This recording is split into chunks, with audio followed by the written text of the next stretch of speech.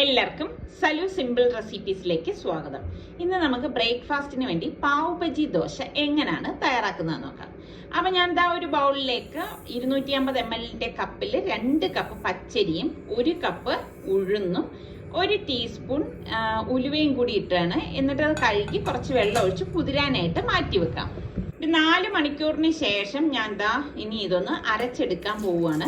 അപ്പം മിക്സിയുടെ ജാറിലേക്ക് ഇട്ടിട്ട് നമ്മൾ അധികം വെള്ളം ഒഴിക്കാതെ ഈ കുതിർത്ത് വെച്ചിരിക്കുന്ന വെള്ളം തന്നെ കുറേശ്ശെ ഒഴിച്ചിട്ട് പിന്നെ നമുക്ക് 1/4 കപ്പോളം ചോറും കൂടി ഇതിലേക്കിട്ട് പാകത്തിനുള്ള ഉപ്പും ചേർത്ത് ഇതൊന്ന് അരച്ചെടുക്കാം. അപ്പം 2 ബാച്ചായിട്ടാണ് നമ്മളിത് അരച്ചെടുക്കുന്നത് കേട്ടോ. അപ്പം ഞാനിത് ഒരു ബൗളിലേക്ക് ഒഴിച്ചു കൊടുക്കുകയാണ്. കാരണം ഒറ്റ ബാച്ചായിട്ട് നമുക്ക് മിക്സിയുടെ ജാറിലേക്ക് പറ്റത്തില്ല. അതുകൊണ്ടാണ് 2ആയിട്ട് ഇതുപോലെ അരച്ചെടുത്തിരിക്കുന്നത്. എന്നിട്ട് ഇനി ഇത് നന്നായിട്ടൊന്ന് മിക്സ് ചെയ്ത് കൊടുക്കാം. അപ്പം നോർമലി നമ്മൾ ദോശയൊക്കെ ഉണ്ടാക്കത്തില്ലേ, അത് തന്നെയാണ് ഈ ഒരു ബേസിക് എന്ന് പറയുന്നത്. അപ്പോൾ ഇതുപോലെ ഒന്ന് മിക്സ് ചെയ്ത ശേഷം ഇനി നമുക്കിത് പൊങ്ങാനായിട്ട് അടച്ച് മാറ്റി വെക്കാം. അപ്പം രാത്രിയാണ് നമ്മൾ അരച്ച് വെക്കണമെങ്കിൽ രാവിലെ നമുക്കിത് ഉണ്ടാക്കിയെടുക്കാം. അപ്പം ഈ ദോശയ്ക്കൊപ്പം ഒരു സിമ്പിൾ സാമ്പാറാണ് തയ്യാറാക്കാൻ പോകുന്നത്. കൽച്ചട്ടി ചൂടാക്കിയിട്ട് 2 ടേബിൾ സ്പൂൺ എണ്ണ ഒഴിച്ച് 1/2 ടീസ്പൂൺ കടുക്, 2 വറ്റൽ മുളക്, കുറച്ച് കറിവേപ്പിലയും കൂടി ഇട്ട് കൊടുക്കും. പിന്നെ ഞാൻ 2 സവാള ചതുരത്തിൽ കട്ട് ചെയ്തിട്ട് ഇതളുകളായിട്ട് അടർത്തിയെടുത്തതാണ്. അത് ഇതിലേക്ക് ഇട്ടിട്ട് ഒന്ന് വഴറ്റി കൊടുക്കും. പെട്ടെന്ന് ഉണ്ടാക്കിയെടുക്കാൻ പറ്റുന്ന ഒരു കിടിലൻ സാമ്പാറാണ് കേട്ടോ. പിന്നെ 2 തക്കാളിയും ഒരു 2 പച്ചമുളക് നെടുകെ കീറിയതും കൂടി ഇതിലേക്ക് ചേർത്തിട്ട് ഒന്ന് ഇളക്കി കൊടുക്കണം. ഒരുപാട് അങ്ങ് ഇളക്കിയൊന്നും വേണ്ട കേട്ടോ. ഇതിലേക്ക് നമുക്ക് 1/2 ടീസ്പൂൺ മഞ്ഞൾപ്പൊടി, 1/2 ടീസ്പൂൺ മുളക് പൊടി, 1/4 ടീസ്പൂൺ മല്ലിപ്പൊടി, 1/2 ടീസ്പൂൺ കായപ്പൊടി, 2 ടേബിൾ സ്പൂൺ സാമ്പാർ പൗഡർ ഇത്രയും കൂടി ചേർത്തിട്ട് നന്നായിട്ടൊന്ന് മിക്സ് ചെയ്ത് കൊടുക്കാം.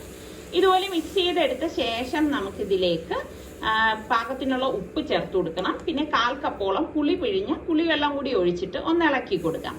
അപ്പോൾ കൽച്ചട്ടി ആയതുകൊണ്ട് ഞാൻ പറഞ്ഞതുപോലെ നല്ല ചൂട് നിൽക്കും കേട്ടോ. ഇതിലേക്ക് നമുക്കിനി പാകത്തിനുള്ള തിളച്ച വെള്ളം വേണം ഒഴിച്ചു കൊടുക്കാൻ. അത് പ്രത്യേകം ശ്രദ്ധിച്ചേക്കണം. പച്ചവെള്ളം ഒഴിക്കരുത്, തിളച്ച വെള്ളം തന്നെ ഇതുപോലെ ഒഴിച്ചു കൊടുക്കണം. ഒഴിച്ചു കൊടുത്ത് നല്ലതുപോലെ ഒന്ന് ഇളക്കി കൊടുക്കണം. ഇതുപോലെ തിള വരുന്ന സമയത്ത് ഒന്ന് ഇളക്കിയ ശേഷം നമ്മൾ 1/4 കപ്പ് പരിപ്പ് 1/2 കപ്പ് വെള്ളത്തിൽ വേവിച്ചെടുത്തതാണ്. അതൊന്ന് ഉടച്ചിട്ട് ഇതിലേക്ക് ഒഴിച്ചു കൊടുക്കാം.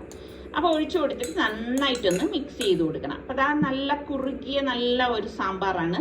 അപ്പോൾ ഇനി ഇത് നന്നായിട്ടൊന്ന് വെട്ടിത്തിളയ്ക്കണം. വെട്ടിത്തിളയ്ക്കുന്ന സമയത്ത് കുറച്ച് മല്ലിയില ഇതുപോലെ കട്ട് ചെയ്ത് ഇതിന്റെ മീതെ ഇട്ട് കൊടുക്കാം. നല്ല മണം വരുന്ന അടിപൊളി സാമ്പാറാണ്. ഇനി നമുക്ക് ചട്നിക്ക് വേണ്ടി 1/2 കപ്പ് തേങ്ങ, 2 പച്ചമുളക്, 2 ചുവന്നുള്ളി, 1 പീസ് ഇഞ്ചി, കുറച്ച് മല്ലിയില, കുറച്ച് കറിവേപ്പില ഇത്രയും ഇട്ട ശേഷം നമുക്ക് പാകത്തിനുള്ള ഉപ്പും ചേർത്ത് ഇതൊന്ന് അടിച്ചെടുക്കാം. ഇത്രയേ ഉള്ളൂ. അപ്പോൾ നമ്മളുടെ തേങ്ങ ചട്നിയും റെഡി ആയിട്ടുണ്ട്. നമ്മൾ ഈ അരച്ചു വെച്ചിരിക്കുന്ന മാവ് കണ്ടോ ഇപ്പൊ പാകത്തിന് പൊങ്ങി വന്നിട്ടുണ്ട്. ഒരു 4-5 മണിക്കൂർ കഴിഞ്ഞപ്പോഴാണ് ഈ മാവ് നല്ലതുപോലെ പൊങ്ങി വന്നിരിക്കുന്നത് കേട്ടോ. അതൊന്ന് ഇതുപോലെ ഒന്ന് ഇളക്കി കൊടുത്ത ശേഷം പാൻ ചൂടാക്കിയിട്ട് നമുക്ക് വെള്ളം ഒഴിച്ച് ആ പാനിന്റെ ചൂടൊന്ന് ക്രമീകരിക്കണം. അതിനുശേഷം ഒരു തവി മാവ് ഇതുപോലെ കോരി ഒഴിച്ചൊന്ന് ചുറ്റിച്ചു കൊടുക്കണം.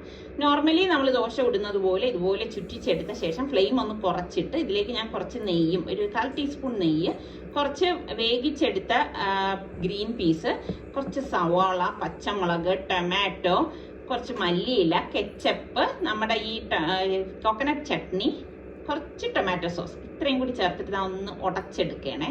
ഉടച്ചെടുത്ത ശേഷം ഞാൻ ഇതിലേക്ക് പാവ് ബജി മസാല 1/2 ടീസ്പൂണും വേവിച്ചെടുത്ത സാമ്പാർ പരിപ്പ് 1/2 ടീസ്പൂണും ഇട്ടിട്ട് മിക്സ് ചെയ്ത് എല്ലാ വശത്തേക്കും ഒന്ന് തേച്ചു കൊടുക്കുകയാണ്.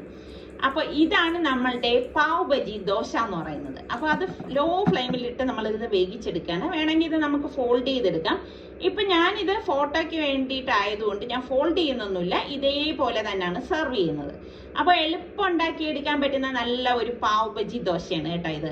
അപ്പൊ അടുത്ത ദോശയും ഞാൻ ഇതുപോലെ ചുറ്റിച്ച് ഇതുപോലെ തന്നെ ഫില്ലിംഗ് വെച്ചെടുക്കുകയാണ്. അപ്പൊ നമ്മുടെ സലു സിമ്പിൾ റെസിപ്പീസ് കണ്ടുകൊണ്ടിരിക്കുന്നവരിൽ സബ്സ്ക്രൈബ് ചെയ്യാതെ കാണുന്ന ആരെങ്കിലും ഒക്കെ ഉണ്ടെങ്കിൽ നിങ്ങൾക്ക് നമ്മളുടെ ചാനൽ ഇഷ്ടപ്പെട്ടാൽ സബ്സ്ക്രൈബ് ചെയ്യാൻ മറക്കരുതേ.